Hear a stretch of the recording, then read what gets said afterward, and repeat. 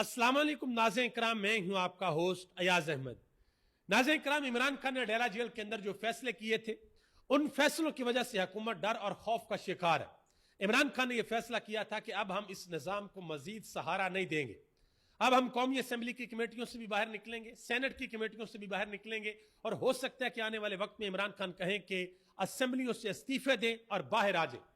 अब जो कमेटियों से इस्तीफे दिए हुए पाकिस्तान तहरीक इंसाफ के अरकान ने, उनको कबूल नहीं किया जा रहा। और दूसरी तरफ यह दावा किया जाता था कि इमरान खान खत्म शुद, पाकिस्तान तहरीक इंसाफ की सियासत खत्म हो गई है, इमरान खान का कोई सियासी मुस्तकबिल नहीं है। लेकिन जो ग्राउंड के ऊपर रियलिटी नजर आ रही है, वो रियलिटी यह है कि पाकिस्तान की सियासत आज से 3 साल पहले भी और आज भी अडयाला के कैदी नंबर 804 के इर्द गिर्द घूम रही है। इस्लामाबाद हाई कोर्ट के चीफ जस्टिस सरफराज डोगर साहब ने कल जो रिमार्क्स दिए थे, जो बातें की थी ईमान मजारी के साथ, सोशल मीडिया के ऊपर लोगों ने उसके ऊपर बहुत सी बातें की और आज उनकी जानिब से वजाहत जारी की गई है, वो भी आपके सामने रखने के लिए जा रहा हूं। इस वक्त सैलाब की ताजा तरीन क्या सूरत हाल है, कहां कहां पर लोगों का कितना नुकसान हुआ है, उसके ऊपर भी बात करते हैं।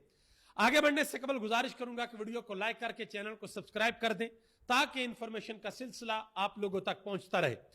नाज़रीन करम, सबसे पहले नंबर पे आपको बताता चलूं कि जो स्पीकर कौमी असम्बली है सरदार अयाज सादिक साहब, उन्होंने पाकिस्तान तहरीक इंसाफ और सुन्नी इत्तेहाद काउंसिल के जो अरकान हैं, जिन्होंने कायमा कमेटियों से इस्तीफे दिए, उनके इस्तीफे मंजूर करने से इनकार कर दिया है। हालांकि होना तो यह चाहिए था कि अगर पाकिस्तान तहरीक इंसाफ की सियासत खत्म हो गई है, अगर तहरीक इंसाफ की मकबूलियत नहीं है और अगर यह निजाम तहरीक इंसाफ के बगैर चल सकता है, तो इनको चाहिए था कि एक चुटकी के अंदर इस्तीफों को कबूल करते। लेकिन इस्तीफों को कबूल नहीं किया जा रहा। यह बड़े अच्छे तरीके से पता है कि अगर इस्तीफे कबूल होते हैं तो इस हुकूमत की जो कानूनी हैसियत है वो पहले ही नहीं है, वो और कम हो जाएगी। हबीब अकरम साहब ने एक बड़ी अहम बात की है। उन्होंने कहा कि इमरान खान ही वो वाहिद है जिनके गिर्द, जिनके नाम पर और जिनके साथ आइंदा की मुस्तकबिल की सियासत चलनी है। पाकिस्तान में हर शख्स को इस बात का पता है। देखें, सियासत होती क्या है, जिसके पीछे अवाम हो, जिसके पीछे अवामी ताकत हो, उसकी सियासत होती है। ऐसा नहीं होता कि आप फॉर्म 47 बनाकर किसी सीट के ऊपर बैठ तो जाएं, लेकिन अवाम के अंदर आपकी जड़ें ना हो और आप ये कहें कि मेरी सियासत है, मेरी बात चलेगी। ऐसा नहीं होता। और आप यकीन करें कि मैं अक्सर ये बात कहा करता हूं कि अगर इमरान खान की मकबूलियत को जरा सा भी नुकसान पहुंचा होता, अगर पब्लिक के अंदर इमरान खान गैर मकबूल हो गए होते, अगर अवाम इमरान खान के साथ खड़ी ना होती, तो फिर यह डर और खौफ महसूस ना होता कि इमरान खान की तस्वीर कहीं बाहर ना आ जाए, इमरान खान की आवाज कहीं बाहर ना आ जाए। फिर हुकूमत बड़े आराम से इमरान खान को अदालतों के अंदर पेश करती। यह जो अडयाला के अंदर इमरान खान को कैद किया हुआ ना, कि इमरान खान की झलक भी कोई ना देख सके, यह इसी बात का डर और खौफ है कि पब्लिक ने जिस दिन इमरान खान की झलक देख ली, उस दिन यह सिस्टम, यह निजाम, यह हुकूमत कुछ भी बर्दाश्त नहीं कर पाएगा। मजीद हबीब अकरम ने कहा कि इमरान खान के ज़मीनी इंतखाबात के बायकॉट और कायमा कमेटियों से इस्तीफे देने से इस निजाम की बची खुशी कानूनी हैसियत भी खत्म हो जाएगी। उन्होंने कहा कि पीडीएम की मिसाल इस वक्त किरचियों से बने हुए उस घड़े जैसी है, जिसमें कभी एक तरफ से पानी निकल रहा है और कभी दूसरी तरफ से पानी निकल रहा है। ना ये पानी को संभाल के उसके अंदर रख सकते हैं और ना ये पानी को उसके अंदर से निकाल सकते हैं, यानी कि इनके पास किसी किस्म के कोई इख्तियारात नहीं। इसके अलावा मोहम्मद मालिक ने एक बड़ी अहम बात की। उन्होंने कहा कि राना सनाउल्लाह ने बाकायदा तौर पर इतराफ जुर्म किया कि हमने इमरान खान को गिराने के लिए बाजवा को, जनरल बाजवा को वोट दिया और उनको एक्सटेंशन दी। उन्होंने कहा कि यह बात वाज़ह तौर पर जाहिर करती है कि इमरान खान का मुकाबला करना नून लीग के बस की बात नहीं है और इन्हें इमरान खान को गिराने के लिए पूरी की पूरी रियासत चाहिए। इनको वो मदद चाहिए कि किसी ना किसी तरीके से इमरान खान को गिराया जाए।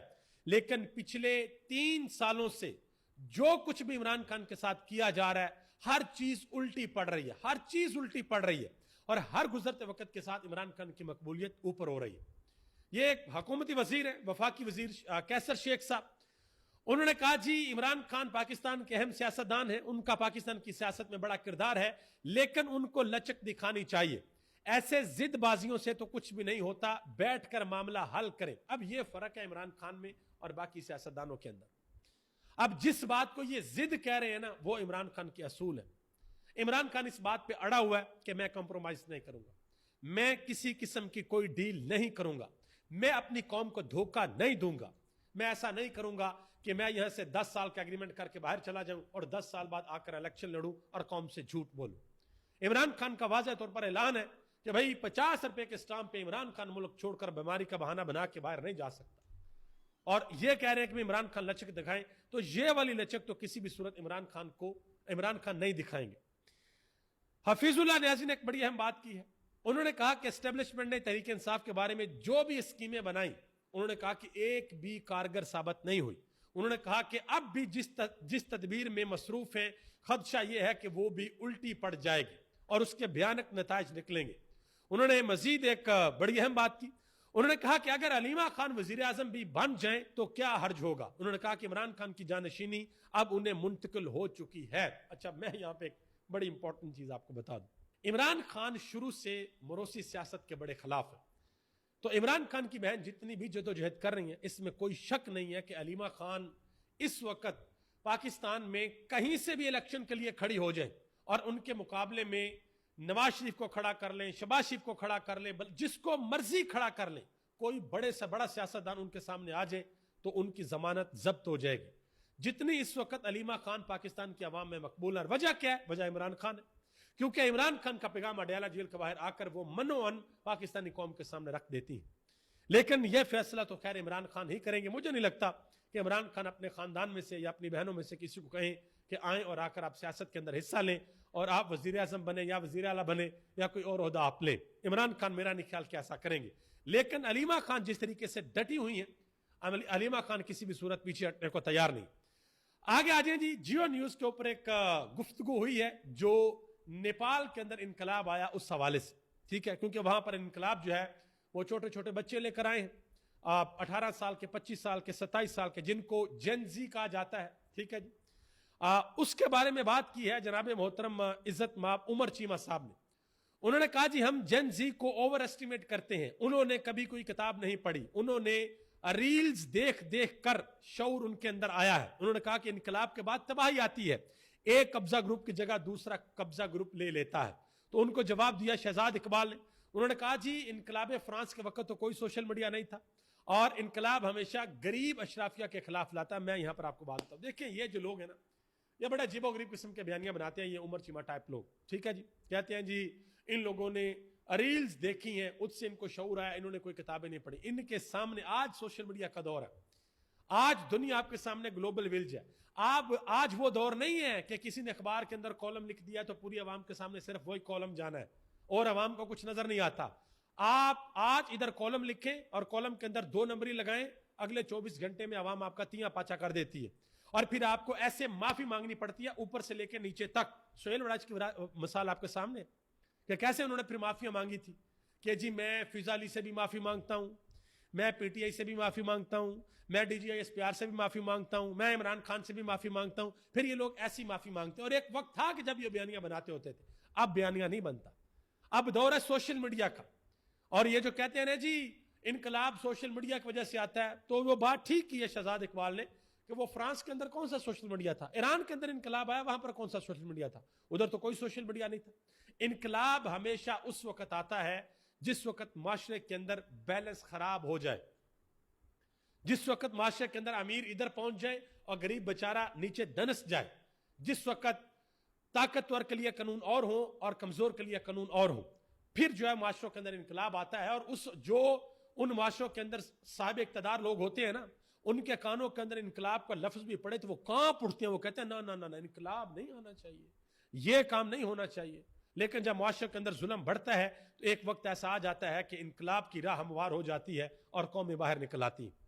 سری لنکا کی, بنگلہ دیش کی, انڈونیشیا کی, یہ نیپال کی, اور اب فرانس کے اندر بھی مظاہرے جاری ہیں. یہ ساری کی ساری مثالیں ہمارے سامنے موجود ہیں, ٹھیک ہے. اگر آپ الیکشن کی بات کریں تو الیکشن کے اندر بھی انقلاب ہم نے 3 ملکوں کے اندر دیکھا ہے, پاکستان کے اندر دیکھا ہے, ہندوستان کے اندر دیکھا ہے اور امریکہ کے اندر دیکھا ہے کہ جب عوام نے نکل کر سارے کا سارا پانسا الٹ دیا, پاکستان میں بھی الٹا, ہندوستان میں بھی الٹا اور امریکہ کے اندر بھی الٹا. آگے آ جائیں جی. اسلام آباد ہائی کورٹ کے جو چیف جسٹس ہیں محترم سرفراز ڈوگر صاحب, کل انہوں نے بڑی عجیب و غریب قسم کی باتیں کی اور لوگوں نے کہا سوشل میڈیا کے اوپر کہ یہ شرمناک باتیں ہیں. ایک چیف جسٹس کو, ہائی کورٹ کے چیف جسٹس کو یہ باتیں زیب نہیں دیتی کہ وہ ایک خاتون وکیل کے سامنے یہ باتیں کریں اور ان کے ہسبینڈ کو یہ کہیں کہ ان کو समجھا لیں میں نے پکڑ لیا نا, مطلب کیا اس بات کا مطلب؟ یہ بڑی عجیب و غریب قسم کی بات ہے. بہرحال لوگوں نے سوشل میڈیا کے اوپر بڑی سخت تنقید کی اور تقریباً 41 سے زائد خواتین ہیں وکلا جنہوں نے ایمان مزاری سے اظہار یکجہتی کیا اور ڈوگر صاحب کی مذمت کی, بیان جاری کیے, اور جو بلوچستان کی بار کونسل ہے انہوں نے باقاعدہ طور پر اس کی مذمت جاری کی, ایک پریس ریلیز جاری کی.